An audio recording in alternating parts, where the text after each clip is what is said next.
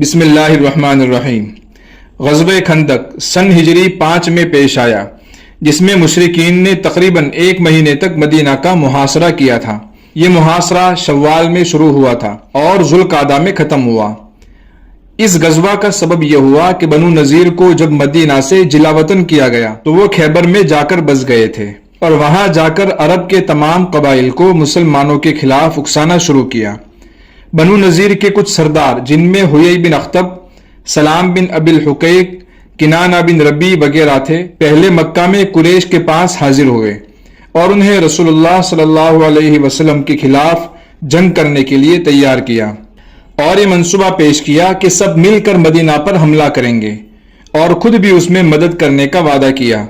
قریش نے ان کی بات مان لی۔ اس کے بعد یہود کا یہ وفد بنو غطفان کے پاس گیا اور بنو غطفان کے مشہور سردار عیینہ بن حصن فزاری سے خاص طور پر ملاقات کی اور قریشی کی طرح انہیں بھی جنگ کے لیے تیار کیا اور خیبر کی آدھی پیداوار کا وعدہ کیا۔ وہ بھی تیار ہو گئے۔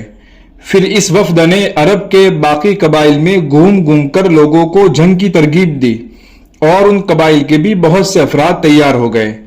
اس طرح یہودیوں نے پوری کامیابی کے ساتھ کفر کے تمام بڑے بڑے گروہوں کو نبی کریم صلی اللہ علیہ وسلم کے خلاف بھڑکا کر جنگ کے لیے تیار کر لیا۔ اس کے بعد طے شدہ پروگرام کے مطابق جنوب سے قریش، کنانہ اور دوسرے حلیف قبائل نے مدینہ کی جانب کوچ کیا۔ ان سب کا سپہ سالار ابو سفیان تھا اور ان کی تعداد 4000 تھی۔ یہ لشکر مر الزہران پہنچا تو بنو سلیم بھی اس میں شامل ہو گئے۔ دوسری طرف اسی وقت مشرق کی طرف سے غطفانی قبائل فزارہ، مرہ اور اشجع نے کوچ کیا۔ فزارہ کا سپہ سالار عیینہ بن حصن تھا، بنو مرہ کا حارث بن عوف اور بنو اشجع کا مسعود بن رخیلہ۔ انہی کے ضمن میں بنو اسد اور دیگر قبائل کے بہت سے افراد بھی آئے تھے۔ ان سارے قبائل نے ایک مقررہ وقت اور مقررہ پروگرام کے مطابق مدینہ کا رخ کیا تھا، اس لیے چند دنوں کے اندر اندر مدینہ کے پاس 10,000 کا ایک زبردست لشکر جمع ہو گیا۔ یہ اتنا بڑا لشکر تھا کہ غالباً مدینے کی پوری آبادی عورتوں، بچوں، بوڑھوں اور جوانوں کو ملا کر بھی اس کے برابر نہ تھی۔ اگر حملہ آوروں کا یہ ٹھاٹھے مارتا ہوا سمندر مدینہ کی 4 دیواری تک اچانک پہنچ جاتا تو مسلمانوں کے لیے سخت خطرناک ثابت ہوتا۔ رسول اللہ صلی اللہ علیہ وسلم کو دشمنوں کے ارادوں کی اطلاع ملی۔ اطلاع پاتے ہی رسول اللہ صلی اللہ علیہ وسلم نے صحابہ کرام سے مشورہ کیا۔ اس وقت یہ بات طے تھی کہ مدینہ میں رہتے ہوئے دشمن کا مقابلہ اور اپنا بچاؤ کرنا ہے، لیکن بچاؤ کی کیا صورت ہوگی اس کے بارے میں غور و فکر جاری تھا۔ اس وقت حضرت سلمان فارسی رضی اللہ عنہ نے مشورہ دیتے ہوئے کہا، اے اللہ کے رسول، فارس میں جب ہمارا محاصرہ کیا جاتا تھا تو ہم اپنے ارد گرد خندق کھود لیتے تھے، ہم یہاں بھی ایسا کر سکتے ہیں۔ رسول اللہ صلی اللہ علیہ وسلم نے اس رائے کو پسند کر کے خندق کھودنے کا فیصلہ کیا اور یہ بات طے ہوئی کہ مرد حضرات خندق کے اندر کی جانب رہتے ہوئے دشمن کا مقابلہ کریں گے اور مدینہ کو خالی کر دیا جائے گا اور بچوں اور عورتوں کو مدینہ کے محفوظ قلعوں میں بیچ دیا جائے گا۔ اور یہ بھی طے ہوا کہ 1-2 چھوٹی جماعتیں مدینہ کا گشت کرتی رہیں گی تاکہ اندر کے خطروں سے آگاہی ملتی رہے۔ غزوہ احد کی ویڈیو میں نے بتایا تھا کہ مدینہ کے 3 جانب پتھریلی زمین تھی۔ مدینہ سے مشرق کی جانب حرہ واقم اور مغرب کی جانب حرہ وبرا تھا اور قلعہ کی طرف جنوب میں حرہ شوران تھا۔ ان حروں کے درمیان تھوڑی بہت جگہ تھی، لیکن باغات اور مکانات کے گنجان ہونے کی وجہ سے ان 3 جانب سے دشمن فوج کا آنا مشکل تھا۔ صرف مدینہ کی شمال کی جانب سے فوج کا داخلہ ممکن تھا، اس لیے مدینہ کے شمال کی طرف خندق کھودی گئی۔ خندق مسجد نبوی سے تقریباً 1.5 کلومیٹر کی دوری پر تھی۔ مغرب میں اتم المزاد سے مشرق میں اتم الشیخین تک خندق کھودی گئی۔ اس طرح حرہ واقم کو حرہ وبرا سے ملا دیا گیا۔ جبل صلاح کو خندق کے اندر رکھا گیا اور اس کے سامنے جبل ابی عبید کو خندق سے باہر رکھا گیا اور خندق سے تقریباً 100 میٹر کی دوری پر جبل زباب پر آپ صلی اللہ علیہ وسلم کا خیمہ بنایا گیا، جہاں سے آپ صلی اللہ علیہ وسلم نگرانی اور قیادت فرماتے تھے۔ خندق کھودنے کا کام خود صحابہ کرام نے انجام دیا۔ رسول اللہ صلی اللہ علیہ وسلم نے ایک حصہ انصار کو سپرد کیا اور ایک حصہ مہاجرین کو سپرد کیا۔ پھر اس میں بھی 10-10 صحابہ کو تقسیم کر کے ان کو 40-40 ہاتھ کھودنے کی ذمہ داری دی گئی۔ خود رسول اللہ صلی اللہ علیہ وسلم بھی خندق کھودنے میں مصروف تھے۔ صحابہ بڑی مشقت کے ساتھ خندق کی کھدائی کا کام کر رہے تھے اور اس وقت ہمت بڑھانے کے لیے کچھ اشعار پڑھتے جاتے تھے، اور اس مشقت برے وقت کو آپ صلی اللہ علیہ وسلم نے ایمانی تربیت اور روحانی لذت میں بدل دیا تھا۔ ایک ٹھنڈی صبح کو رسول اللہ صلی اللہ علیہ وسلم خندق کی طرف تشریف لائے تو دیکھا کہ مہاجرین اور انصار صبح صبح ٹھنڈی میں کھدائی کا کام کر رہے ہیں۔ آپ صلی اللہ علیہ وسلم نے ان کی مشقت اور بھوک کو دیکھ کر فرمایا، اللہم ان العیش عیش الآخرہ فاغفر للانصار والمہاجرہ، اے اللہ یقیناً زندگی تو آخرت کی زندگی ہے، بس انصار اور مہاجرین کی مغفرت فرما۔ انصار اور مہاجرین نے اس کے جواب میں کہا، نحن الذین بایعوا محمدا علی الجہاد ما بقینا ابدا، ہم وہ ہیں کہ ہم نے ہمیشہ کے لیے جب تک کہ باقی رہے محمد صلی اللہ علیہ وسلم سے جہاد پر بیعت کی ہے۔ حضرت برا بن عازب رضی اللہ عنہ کہتے ہیں کہ میں نے رسول اللہ صلی اللہ علیہ وسلم کو دیکھا کہ آپ خندق سے مٹی ڈھو رہے تھے۔ آپ صلی اللہ علیہ وسلم کے پیٹ اور سینے پر اتنی مٹی تھی کہ آپ کے سینے پر بال زیادہ ہونے کے باوجود وہ بال مٹی میں چھپ جانے کی وجہ سے نظر نہیں آ رہے تھے۔ میں نے اسی حالت میں آپ صلی اللہ علیہ وسلم کو عبداللہ ابن رواحہ کے رجزیہ اشعار کہتے ہوئے سنا۔ آپ مٹی اٹھاتے جاتے تھے اور یہ کہتے جاتے تھے، اللہم لولا انت مہتدینا ولا تصدقنا ولا صلینا فانزلا سکینة علینا وثبت الاقدام ان لاقینا ان الاولی قد بغوا علینا اذا ارادوا فتنة ابینا۔ اے اللہ اگر تو نہ ہوتا تو ہم ہدایت نہ پاتے، نہ صدقہ دیتے، نہ نماز پڑھتے، بس ہم پر سکینت نازل فرما، اور اگر ٹکراؤ ہو جائے تو ہمارے قدموں کو جما دے۔ انہوں نے ہم پر ظلم و زیادتی کی ہے، اگر انہوں نے کوئی فتنہ چاہا تو ہم انہیں کامیاب نہیں ہونے دیں گے۔ حضرت برا رضی اللہ عنہ فرماتے ہیں کہ آپ آخری الفاظ کھینچ کر کہتے تھے۔ خندق کی کھدائی کے دوران صحابہ کرام بھوک اور فاقوں سے بھی پریشان تھے۔ ابو طلحہ رضی اللہ عنہ کہتے ہیں کہ ہم نے رسول اللہ صلی اللہ علیہ وسلم سے بھوک کا شکوہ کیا اور اپنے شکم کھول کر ایک ایک پتھر دکھلائے تو رسول اللہ صلی اللہ علیہ وسلم نے اپنا شکم کھول کر 2 پتھر دکھلائے۔ حضرت جابر بن عبداللہ رضی اللہ عنہ نے نبی صلی اللہ علیہ وسلم کے اندر سخت بھوک کے آثار دیکھے تو بکری کا ایک بچہ ذبح کیا اور ان کی بیوی نے ایک سا تقریباً 2.5 کلو جو پیسا۔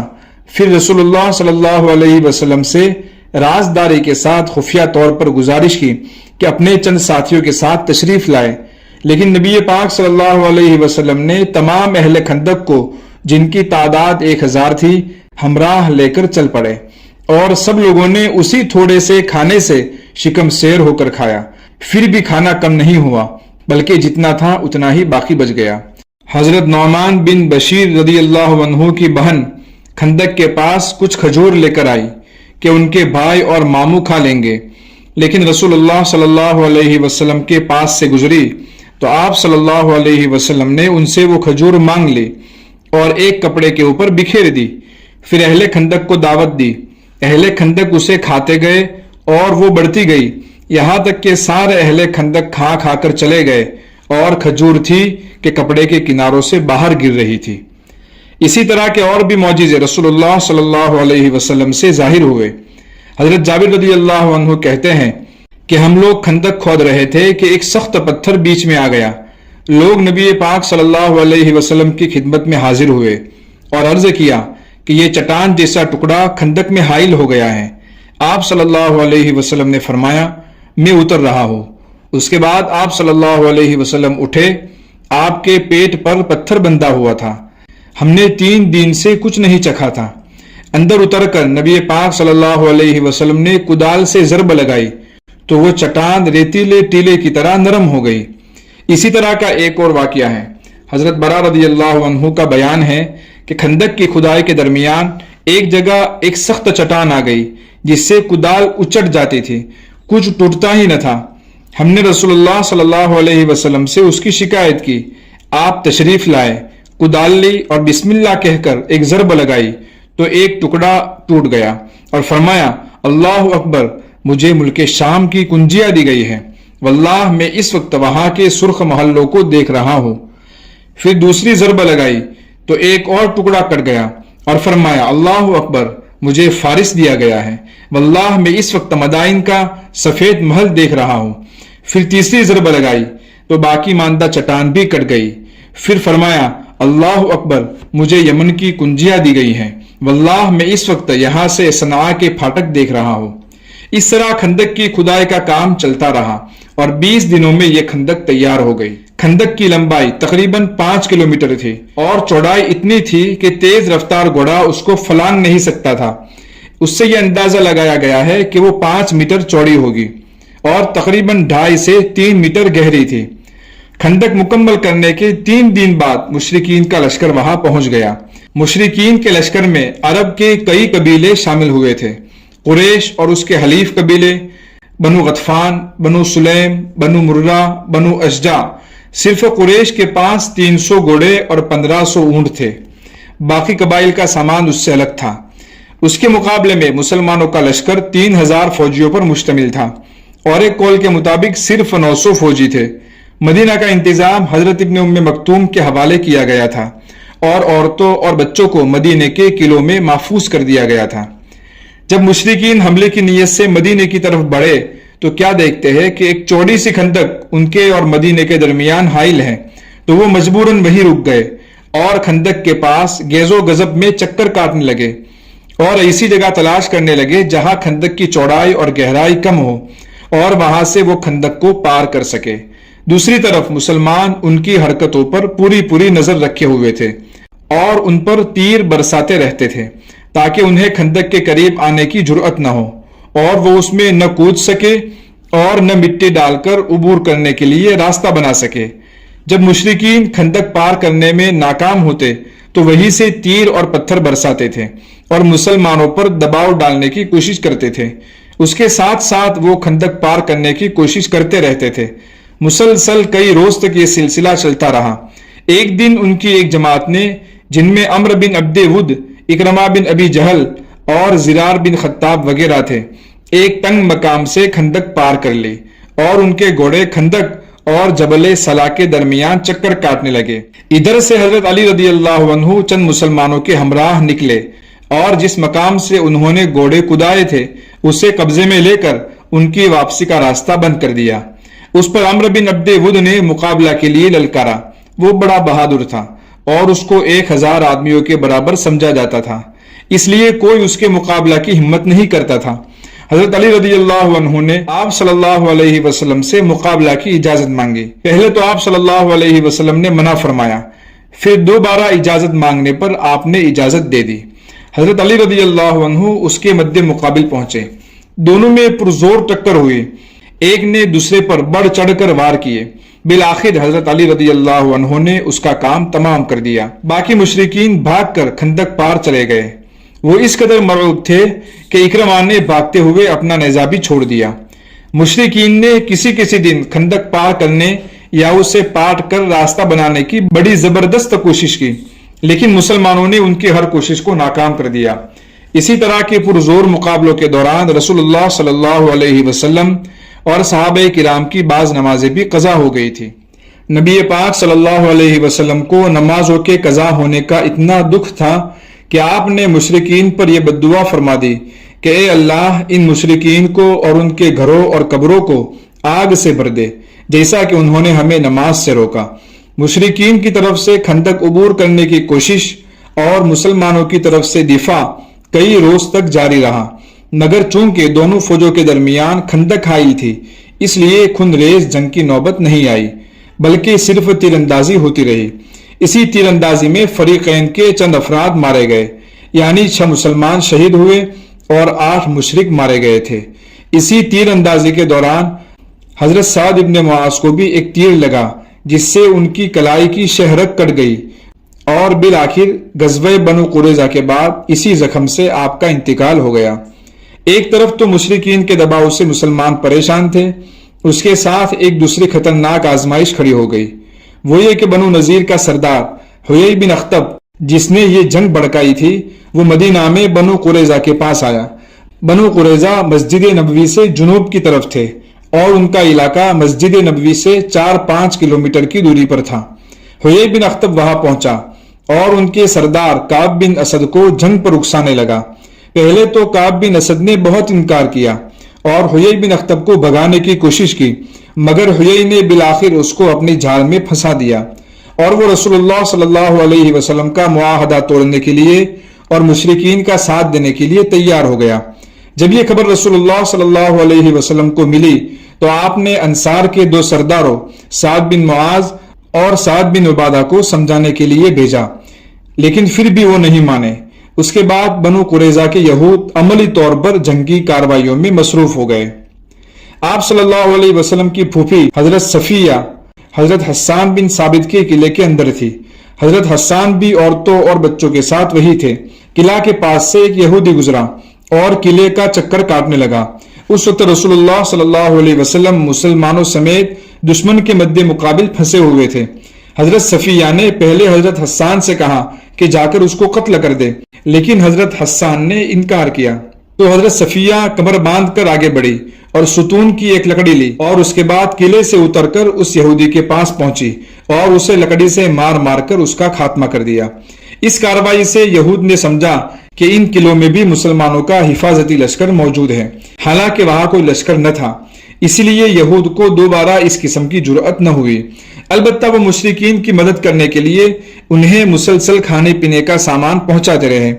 ایک مرتبہ بنو قریظہ نے 20 اونٹ ساز و سامان کے ساتھ مشرکین کی مدد کے لیے روانہ کیے، لیکن مسلمانوں نے ان 20 اونٹوں پر قبضہ کر لیا۔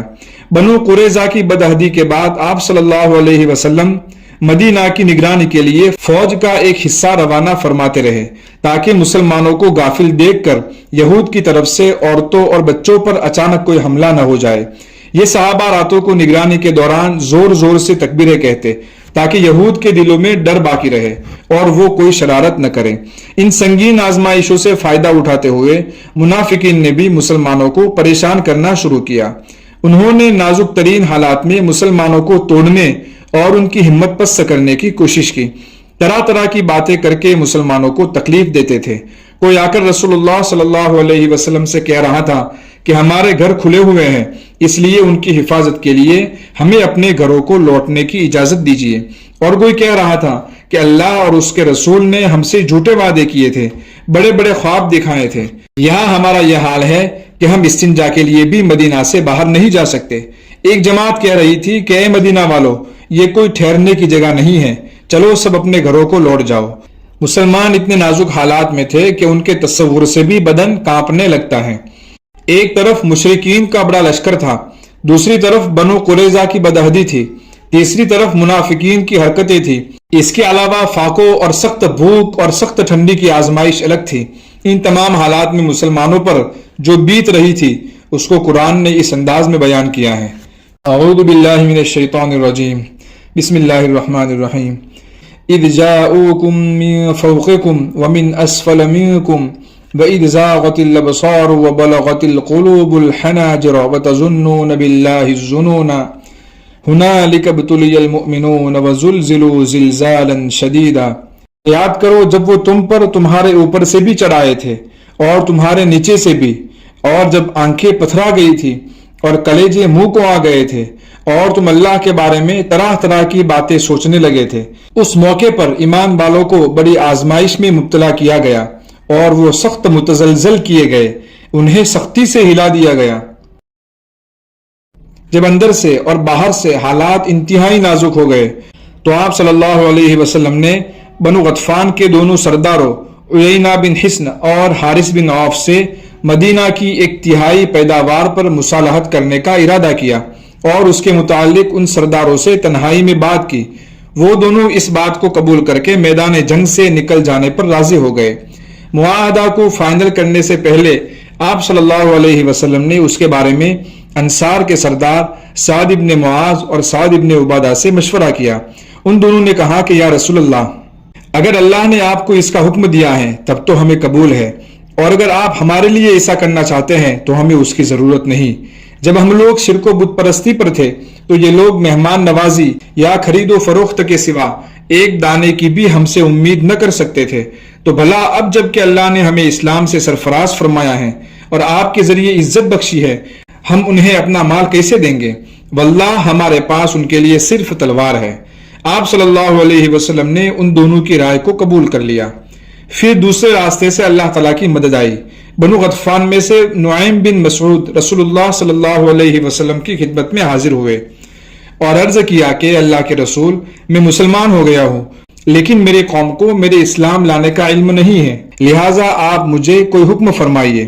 رسول اللہ صلی اللہ علیہ وسلم نے فرمایا، تم فقط ایک آدمی ہو، لہٰذا کوئی فوجی کارروائی تو نہیں کر سکتے، البتہ جس قدر ممکن ہو ان میں اختلاف پیدا کرو اور ان کی حوصلہ شکنی کرو، کیونکہ جنگ تو چال بازی کا نام ہے۔ پھر نعیم بن مسعود نے بنو قریظہ اور مشرکین کے درمیان غلط فہمیاں پیدا کرنے کی اور آپس میں اختلاف پیدا کرنے کی کوشش شروع کر دی اور وہ اس میں کامیاب ہو گئے۔ اس طرح ان میں آپس میں اختلاف پیدا ہو جانے سے ان کے حوصلے پست ہو گئے اور مشرکین یہود کی اندرونی مدد سے نا امید ہو گئے۔ پھر اللہ تعالیٰ کی ایک اور مدد آئی۔ اللہ تعالیٰ نے ان پر سخت ہواؤں کا طوفان بھیج دیا جس نے ان کے خیمے اکھاڑ دیے، ہانڈیاں الٹ گئی، تنابوں کی کھونٹیاں اکھاڑ دی اور اس کے ساتھ ہی فرشتوں کا لشکر بھیج دیا جس نے انہیں ہلا ڈالا اور ان کے دلوں میں رعب اور خوف ڈال دیا۔ اسی سرد اور کڑکڑاتی ہوئی رات میں رسول اللہ صلی اللہ علیہ وسلم نے حضرت حذیفہ بن یمان کو کفار کی خبر لانے کے لیے بھیجا۔ حضرت حذیفہ جب ان کے محاذ میں پہنچے تو دیکھا کہ مشرکین واپسی کے لیے تیار ہو چکے ہیں۔ حضرت حذیفہ رضی اللہ عنہ نے خدمت نبوی میں واپس آ کر ان کی روانگی کی اطلاع دی۔ چنانچہ رسول اللہ صلی اللہ علیہ وسلم نے صبح کو دیکھا کہ میدان صاف ہے۔ اللہ نے دشمن کو خالی ہاتھوں واپس بھیج دیا اور تنے تنہا سارے لشکر کو شکست دی۔ اس وقت آپ صلی اللہ علیہ وسلم نے فرمایا تھا کہ اب ہم ان پر چڑھائی کریں گے، وہ ہم پر چڑھائی نہیں کریں گے، اب ہمارا لشکر ان کی طرف جائے گا۔ چنانچہ آپ صلی اللہ علیہ وسلم کی یہ بات حرف و حرف صحیح ثابت ہوئی۔ اس کے بعد آپ صلی اللہ علیہ وسلم مدینہ واپس آ گئے۔ اس جنگ کے نتیجے میں مشرکین کے حوصلے ٹوٹ گئے اور یہ واضح ہو گیا کہ عرب کی کوئی بھی طاقت مسلمانوں کی اس چھوٹی سی طاقت کو جو مدینہ میں نشو و نما پا رہی ہے ختم نہیں کر سکتی، کیونکہ جنگ احزاب میں جتنی بڑی طاقت فراہم ہو گئی تھی اس سے بڑی طاقت فراہم کرنا عربوں کے بس کی بات نہیں تھی۔